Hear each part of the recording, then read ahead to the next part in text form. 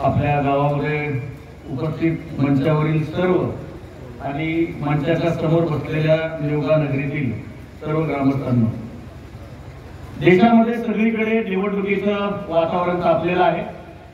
आपण पाहतोय टीव्ही पासून, व्हॉट्सअप, फेसबुक पासून अगदी गावाच्या कट्ट्यापर्यंत सगळीकडे लोकसभेच्या निवडणुकीची चर्चा आता गरम झालेली आहे. ही निवडणूक आपल्या इकडल्या जिल्हा परिषद पंचायत समिती सारखी नाहीये. लोकसभेची निवडणूक देशाचं धोरण ठरवते. शेतकऱ्याच्या शेतमालाला भाव काय असला पाहिजे, निवडण्यातल्या भरती करणाऱ्या पोरांना नोकरी कुठली असली पाहिजे, देशातल्या शासनाच्या नोकऱ्यांची भरती कधी झाली पाहिजे, किती झाली पाहिजे, त्याचबरोबर या देशातलं शिक्षण कसं असलं पाहिजे, त्याचबरोबर या देशामध्ये युवकांचं, महिलांचं, शेतकऱ्यांचं, गोरगरिबांचं जीवनमान कसं असलं पाहिजे हे ठरवण्याचं काम या देशाची संसद करते. आणि त्या संसदेमध्ये तुमचा माझा विचार करणारी माणसं गेली पाहिजे आणि तिथं कोण असावं ते ठरवण्याचं काम तुम्ही आम्ही करत असतो. त्यामुळं या देशात जर बीजेपीला वाटत असेल की ईडी ताकदवान आहे, सीबीआय ताकदवान आहे, तर या देशात ना ईडी ताकदवान आहे, ना सीबीआय ताकदवान आहे, ना पंतप्रधान ताकदवान आहे, तर या देशाच्या लोकशाहीनं देशातली सर्वाधिक ताकद या देशातल्या जनतेच्या हातामध्ये दिलेली आहे. आणि म्हणून सर्वाधिक ताकद तुमच्या हातामध्ये, आणि म्हणून ही ताकद त्यावेळेला आपल्याला वापरावी लागणार आहे की कुणाच्या हातामध्ये सरकार द्यायचं. ज्यांनी सोयाबीनचा भाव 10 वर्षापूर्वी 6,500 होता तो आता 4,000 आणला, त्यांच्या हातामध्ये द्यायचं का शेतकऱ्यांची कर्जमाफी करणाऱ्या काँग्रेसच्या हातामध्ये द्यायचे तुम्हाला ठरवायचं. तुम्हाला ठरवावं लागणार आहे की ज्यांनी जरांगे पाटलाच्या मराठा समाजाच्या आंदोलनावरती गोळीबार केला त्यांच्या हातामध्ये सरकार द्यायचं का या देशाचं आरक्षण वाचलं पाहिजे, टिकलं पाहिजे, त्यासाठी घटनेच्या कलम क्रमांक 340, 41 आणि 42 मध्ये आरक्षणाची तरतूद करणाऱ्या काँग्रेस पक्षाच्या हातामध्ये द्यायचं हे तुम्हाला ठरवावं लागणार आहे. आणि म्हणून सध्या काय चाललेलं आहे, सध्या 405चा नारा बीजेपीने दिलेला आहे, पण कशा पद्धतीने चाललंय मोदींचं सरकार असं चाललेलं आहे, रेल बेच दो तेल बेच दो, रेल बेच दो तेल बेच दो, जो हमारे खिलाफ जाए उसको जेल भेज दो, अशा प्रकारचं सरकार सध्या मोदींचं चाललेलं आहे. आणि म्हणून आता तुरुंगाची भीती दाखवून तिकडे देण्यात आलं. वसंतराव साहेब काँग्रेस पक्षाच्या अनेक नेत्यांना, सुनील केदार साहेब आहेत, सुनील केदारांना सुद्धा सांगितलं जेल की बीजेपी, त्यांनी सांगितलं मी जेल मध्ये जाईल पण बीजेपी मध्ये येणार नाही. असे हिंमतवान नेते सुद्धा काँग्रेस पक्षात आहेत. डी.के. शिवकुमार यांना सांगितलं जेल का बीजेपी, ते म्हणाले काँग्रेस जेल मध्ये जायला तयार आहे. त्यांच्या पोरीला जेल मध्ये टाकण्यात आलं.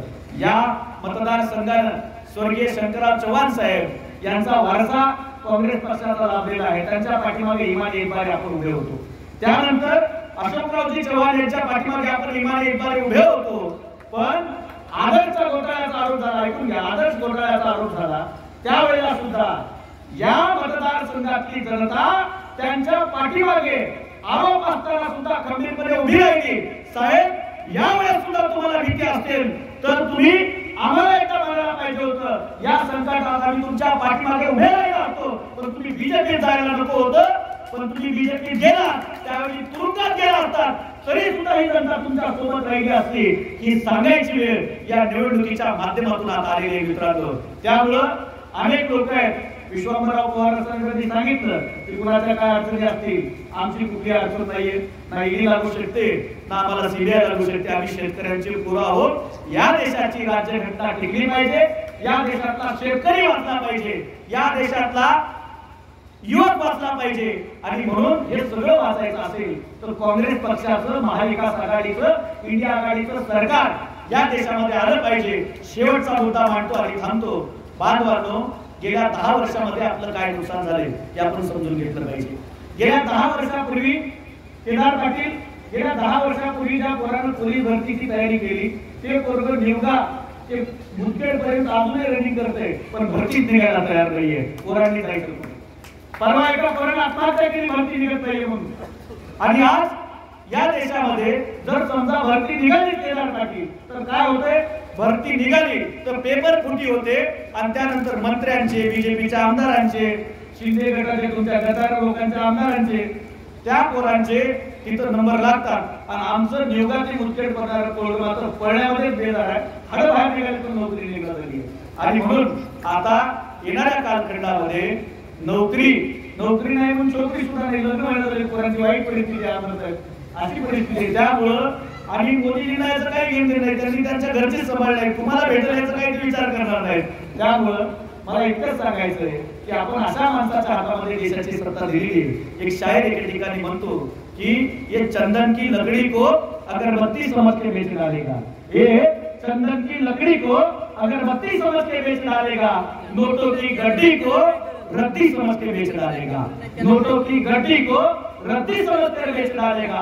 हमने दिया है चाय वाले के हाथ में देश को, हमने दिया है चाय वाले के हाथ में देश को, इस देश को चाय की पत्ती समझकर बेच डालेगा, इस देश को चाय की पत्ती समझकर बेच डालेगा. आणि म्हणून हात जोडून तुम्हाला विनंती करतो, असं जर होऊ द्यायचं नसेल तर त्या 6000च्या मागे लागू नका. एकरी 5 एकर ज्याला आहे त्याला सुद्धा 50 क्विंटल सोयाबीन व्हायले, क्विंटला मागे 4,000 गुणिले 50 किती रुपयाचं नुकसान दरवर्षाला आपलं करायला आहे ते बघा. त्यामुळे मी अधिकचा वेळ आपला घेणार नाही. बांधवांनो, येणाऱ्या कालखंडामध्ये या सगळ्यांसाठी आपल्याला जागा दाखवायची आहे. मतदारांना गृहीत धरल्या गेलं. बीजेपीला वाटतंय, या जिल्ह्यातल्या नेत्यांना वाटतंय की जनता माझी गुलाम आहे, मी जाईल तिकडे जाईल. ही मेंढर कुणी हाकाव, 5 वर्षाच्या मुलीनं आमचा होतो लिलाव, आपला लिलाव होऊ द्यायचा नसेल तर या वेळेला या देशाची लोकशाही टिकण्यासाठी वसंतराव बळवंतराव चव्हाण यांच्या पाठीमागं आपल्याला भक्कमपणे उभा राहायचंय. वसंतराव चव्हाण साहेब इथे एक जण म्हणाले की चव्हाण साहेब गेल्यावरती पोरकं होईल असं वाटलं होतं, तेवढं सांगतो आणि थांबतो, अधिक वेळ घेणार नाही. एकदा बडोद्यामध्ये तिथं वारस उरला नव्हता, बडोद्याच्या संस्थानामध्ये कुपाटी वारस उरला नाही. आता राज्य कोण चालवेल, हे राज्य कोण चालवेल असा प्रश्न पडला. त्यावेळेला तिथली राजमाता वारस शोधत होती. दरबार भरवण्यात आला आणि सांगितलं बडोद्याचं राज्य कोण चालवणार. त्यावेळेला कळकट मलकट कपडे घातलेलं, हातामध्ये काठी घेतलेलं, ढोरं भरणारे पोरगं तिकडे दारावरती उभा राहिलं आणि त्या पोरानं दारावरती उभा राहून ज्या वेळेला ती विचारत होते की आता हा राज्याचा वारस कोण हे राज्य चालवणार, तेव्हा ढोरं भरणारं कळकट मलकट कपडे घातलेलं पोरगं पुढे काठी टेकून म्हणालं, भले भले बोलायला तयार होते. त्यावेळेला त्या पोरानं सांगितलं की मी होणार या राज्याचा राजा आणि मी हे राज्य चालवल. सयाजीराव गायकवाड त्याचं नाव. ढोरं भरणारं पोरगं सुद्धा राज्य चालवू शकतं, फक्त तुम्ही त्याला संधी दिली पाहिजे. सर्वसामान्य पोरातली गुणवत्ता तुम्हाला ओळखता आली पाहिजे. बाकी वसंतराव चव्हाण साहेब, आपल्याला एक चव्हाण गेले म्हणून काय झालं, दुसरे चव्हाण आपल्याला या ठिकाणावरती आहेत. देशातली शेतमालाला भाव, सोयाबीनला भाव, पोराला नोकरी आणि त्याला छोकरी पाहिजे असेल तर देशातली मोदी अमित शहाची रंगाबिलाची जोडी आपल्याला काढावी लागेल, तरच इतकं सगळं मिळेल. त्यासाठी आपण येणाऱ्या 26 तारखेला वसंत बळवंतराव चव्हाण 1 नंबरला आहे. पंजा या निशाणी समोर नेहमीच्या सवयीप्रमाणे बटन दाबावं आणि 1 नंबरच्या लीडनं विजयी करावं ही या ठिकाणावरती निवडवासियांना विनंती करतो आणि थांबतो. धन्यवाद. जय हिंद, जय महाराष्ट्र, जय जिजाऊ, जय शिवराय, जय भीम.